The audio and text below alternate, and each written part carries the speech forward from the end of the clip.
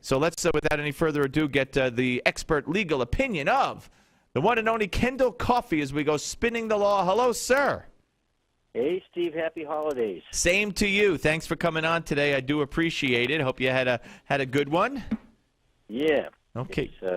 It's been great. So, you got some good topics. Yeah. Well, let's talk about the gay marriage situation here. And as I pointed out a second ago, you know, all these states usually through the judiciary recognizing now gay marriage or having their ban on it ruled unconstitutional, all since the 6 months ago, the decision by the U.S. Supreme Court. Most recently, we have Utah, and now it looks like after being turned down again by a federal appeals court, Utah wants the Supreme Court to weigh in on this, and I believe it goes to Sonia Sotomayor. Yeah, and most are not expecting her to reimpose the ban on gay marriage in Utah. I think what we're in the middle of is an inevitability, a legal inevitability, because the cases consistently seem to be landing in favor of gay marriage, so much so that some have asked, why hasn't the Supreme Court simply selected one of the cases, chosen an opportunity to speak, and settled the issue once and for all? Why is this sort of being battled out state by state? All the more so when they could have perhaps some 6 months ago maybe addressed it when they had two major cases on their dockets dealing with different aspects of gay marriage. I don't think there's a clear answer, but it wouldn't surprise me if the Supreme Court wants to get a little bit more development in the law, and that they themselves may still be somewhat divided on the issue, because I think for a court that includes 5 conservatives, this is not an easy question. Do you? I mean, are these courts in the various states? Do you believe that it's a question of liberal judges, or that it's a question of feeling social pressure, or do you believe that they're going strictly on the law? Well, I think they're trying to read into the U.S. Supreme Court's decision on DOMA, the Defense of Marriage Act, some language that seemed to be supportive. Not directly, but seem to, in general terms, be supportive of a constitutional right to gay marriage. And I also think the judges at every level see this as inevitable, and that this is where the law is going to go sooner or later. And judges, some of them may not want to be seen as resisting what is portrayed by many as a civil rights issue that is going to eventually end up being determined in favor of gay marriage. When will the Supreme Court step into it? I think within the next couple of years we'll see a final decision from them. It's very interesting. And again, you don't think it doesn't matter? You think to the Supreme Court? I mean, you know, we hear about how certain justices are influenced by decisions in other countries. They've actually come out and admitted, and that's usually liberals on the court that say they look to other countries' decisions on how to treat issues that come before them, which I find to be just bizarre and outrageous. But do you think it enters into it at all when these justices, especially maybe the conservatives, see that whenever states vote, when the people vote on this, it's usually to ban it and to keep marriage and define it between a man and a woman, and that these judges in these other states are overturning what you might call the will of the people. Does that enter into a Supreme Court decision at all, do you think? Well, judges will say that they're indifferent to the will of the people, that they don't read tracking polls, and yet I think all of us have a sense that they do indeed care about what the public thinks, even if it doesn't directly specify an outcome of a case. Opposition to gay marriage, according to some polls, seems to be slowing down.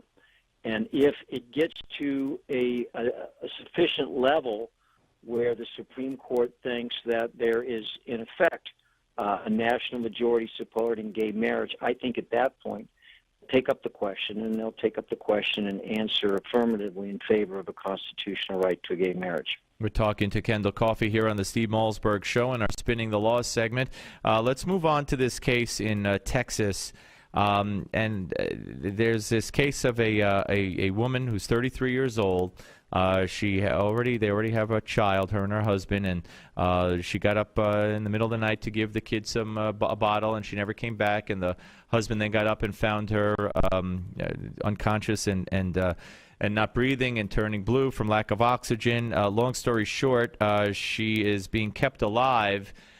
Even though the family want the plugs pulled, but she's pregnant, 14 weeks pregnant, and there is a law in Texas, as there are with the statute in other states as well, I believe, making it illegal to disconnect life support from a pregnant woman. And the family is frustrated with the law. They're considering whether to, in effect, file a court challenge. And I guess the essence of the court challenge would be that she has this tragically impaired woman has some right of privacy to determine and affect her own death with dignity. What I haven't seen developed in the law, and certainly other people who are not carrying a human life inside them, no question can provide living wills that specify that in certain conditions, especially where someone's brain does not seem to maintain cognitive force, that person has a constitutional right to provide directions for the termination of their life. But this situation, I haven't seen a court that says that she has the right to terminate in that situation not only her own life, but if in doing so it eliminates the life of an unborn child, that is a decision that has to be accepted. Nor do I know, and I haven't been able to find the details, whether whatever directive she gave specified a situation where if she were pregnant, would she still want her own life terminated? So I don't know that this is a situation that she and her family would have anticipated at the time the living will was given, but I would suggest it from a constitutional standpoint where she apparently does not have cognitive force anymore, and she's being described as virtually brain dead. It seems to me that there has to be a greater balancing constitutionally and a greater respect for the life of the unborn child where her own life is so irretrievably damaged. This is not the normal situation of a Roe versus Wade, where you have a healthy, vibrant person in full possession of their powers who chooses to make a decision and invoke a constitutional right of privacy. This is someone who's no longer capable of making any decision at all. So in that situation, do you override the laws of Texas, which says that if there's an ability to keep an unborn life to maturity, then that's what the law requires. So I think it's very different than any of the cases we've been reading or talking about. Yeah, absolutely. And according to a report from the Center for Women's Policy Studies, 31 states have the laws that allow hospitals to keep women alive against their wishes if they're pregnant. And from what I understand, you know, the woman's brother had died several years earlier, and they all talked about how none of them wanted to be hooked up to machines. But, you know, I find it hard to believe you could walk into an emergency room with a woman in that condition and say, well, she doesn't want to be hooked up, so don't hook her up. I mean, they have to have more than that. And plus, if she's pregnant, I'm with you. I mean, I don't know, because women have abortions and I don't understand that. But I can't imagine a woman who says, you know, yeah, if I'm pregnant and I lose consciousness or whatever, and they need to plug me in to keep me alive, to keep the baby alive. Don't plug me in. I don't want the baby to be born. I mean, that's quite a complicated issue, and I just don't see most women weighing in on the side of, no, I don't want the baby to be born, especially if she's married. Yeah, I think it's a fundamentally different question, and I don't know that there's any evidence that she said, yeah, even if I have an unborn child, I still want life support. Right. Off. No, there is no evidence presented as far as that goes, and I think the laws in 31 states, if that is accurate, I think that's a good law to have.